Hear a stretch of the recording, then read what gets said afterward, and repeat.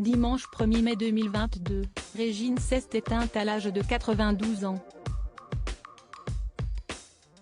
Au lendemain de sa disparition, Pierre Palmade était sur le plateau de C'est à vous pour lui rendre un tendre hommage. Il en a profité pour faire une surprenante anecdote sur la reine des boîtes de nuit. Il a expliqué que pour remplir sa boîte de nuit à New York, alors qu'elle n'était pas du tout à l'époque dans la ville, elle avait demandé à Mick Jagger de venir à la porte d'entrée de son établissement. Il vient à la porte d'entrée, elle arrive et elle refuse puisqu'il y avait marqué tenue correcte exigée, ainsi confié l'humoriste qui connaissait très bien Régine.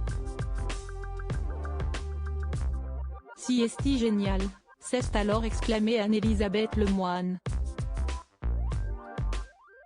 Opération de communication réussie pour Régine puisque le lendemain, Pierre Palmade s'est souvenu que certains journaux avaient titré leur papier « La boîte de nuit qui a refusé Mick Jagger ».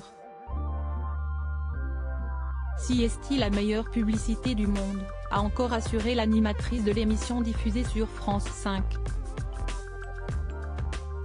Régine était tout simplement surnommée la reine de la nuit.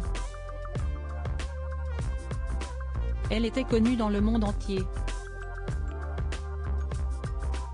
Le New York Times lui a même rendu hommage sur sa une lundi 2 mai 2022.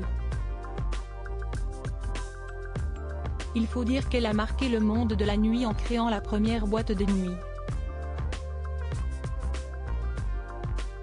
Les obsèques de Régine se tiendront le 9 mai 2022. Nul doute qu'il devrait y avoir beaucoup de monde lors des obsèques de Régine qui se dérouleront à Paris lundi 9 mai 2022.